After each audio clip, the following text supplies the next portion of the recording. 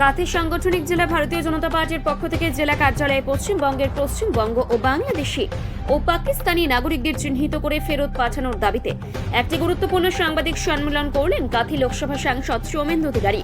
সাংবাদিক সম্মেলনে উপস্থিত ছিলেন দক্ষিণ কাঁথি বিধানসভার বিধায়ক অরূপ কুমার দাস, কাঁথি সাংগঠনিক জেলার জেলা সভাপতি সোমনাথ রায়, সাধারণ সম্পাদক ডক্টর চন্দ্রশেখর মণ্ডল, বিধায়ক রবীন্দ্রনাথ মাইতি ও শান্তনু প্রামাণিক প্রমুখ। সৌমেন্দু অধিকারী বলেন, এ রাজ্যে পাকিস্তানিদের চিহ্নিতকরণ এবং ফেরত পাঠানোর বিষয়ে কোনো উদ্যোগ নেই। এই উদ্যোগ যাতে গ্রহণ করে তার জন্য আগামীকাল সোমবার পূর্ব মেদিনীপুর জেলা শাসক দপ্তরে বিক্ষোভ ও ডেপুটেশন দেওয়া হবে, তার জন্যই প্রস্তুতি চলছে। এই বিষয়ে তিনি আরো কি জানালেন আমরা শুনে নেব। আজকে আইডেন্টিফাই বহু মানুষ আপনারা দেখবেন যারা দীর্ঘকাল ধরে ভাতা পান না, আগে কোনো সময় পেয়েছেন, এখন বন্ধ আছে, নানা রকম প্রক্রিয়ায় বহুজনকে ডিস্টার্ব করা হয়েছে। এরকম ঘুরি এক্সাম্পল আমরা দিই। কালকে কর্মসূচি নিয়ে কতটা প্রস্তুতি রয়েছে? হ্যাঁ, কালকের কর্মসূচি আমরা আমাদের যেরকম কর্মসূচিতে আমাদের পার্টির প্রথামাফিক এক নির্দিষ্টভাবে ওটা অর্গানাইজ করা হচ্ছে এবং সুন্দরভাবেই হবে। উড়িষ্যার ঘটনা নিয়ে বাংলায় পদবরোধ হচ্ছে এবং উড়িষ্যা এগিয়ে বাংলা হাইওয়ে চালু করা উড়িষ্যা থেকে যারা মুসলিম রয়েছে বা যারা বাংলাদেশি রয়েছে বা ইয়ে রয়েছে তাদেরকে কর্মক্ষেত্র থেকে বিচ্যুত করা হচ্ছে। সেই ঘটনা নিয়ে বাংলায় পদবরোধ কম না, সেটা তো হবেই, কারণ মমতা ব্যানার্জির একটা সুপ্ত ইচ্ছে ছিল তিনি কোনোদিন একটা প্রধানমন্ত্রী হতে চান, আর সেটা তো সর্বভারতীয় ক্ষেত্রে হওয়া সম্ভব নয়।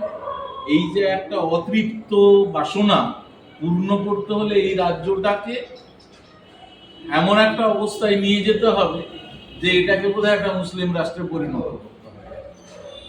তবে মমতা ব্যানার্জির আমরা নিশ্চিতভাবে বলতে পারি যে যেদিন মুসলিম প্রধান হয়ে যাবে, যদি মমতা ব্যানার্জির গভর্নমেন্ট আরো থাকে, মমতা ব্যানার্জি ক্ষমতায় থাকবেন।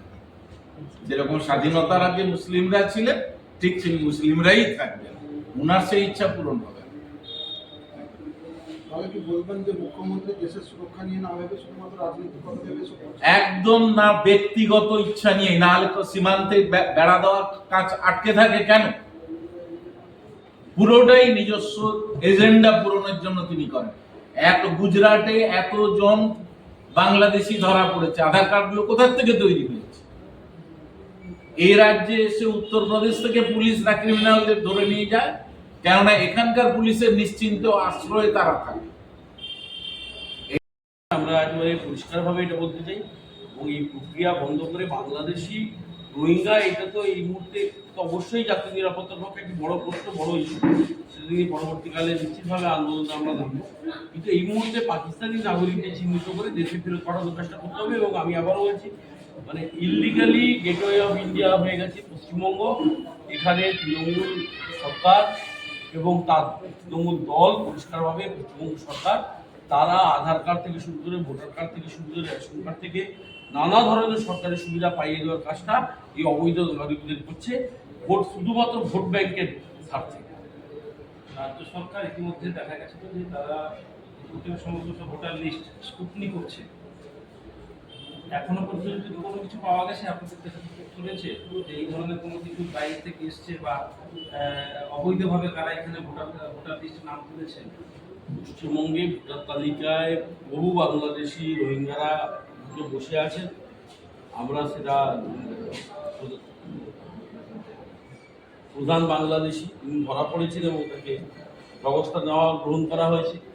এবং আপনারা এটা যদিও হয়েছে মহামান্য কলকাতা হাইকোর্টের মাধ্যমে, এবং আপনারা এখানে অবাক হবেন, এটা গোটাটাই আইওয়াশ করা হয়েছে এই তৃণমূল পার্টির তরফে, যে এখানে ভোটার লিস্টের শুদ্ধিকরণ, এখান থেকে বহিরাগতদের নাম বাদ দিতে হবে, হরিয়ানা গুজরাট নানান কথা তারা বলেছেন। এটা একেবারেই গল্প কথা, তার কোনো ভিত্তি নেই। এরা নাকি বাড়ি বাড়ি গিয়েছিল, বাড়ি বাড়ি গিয়ে নাকি ভোটার তালিকায় এরা মিলিয়েছে, স্ক্রুটিনি করেছে।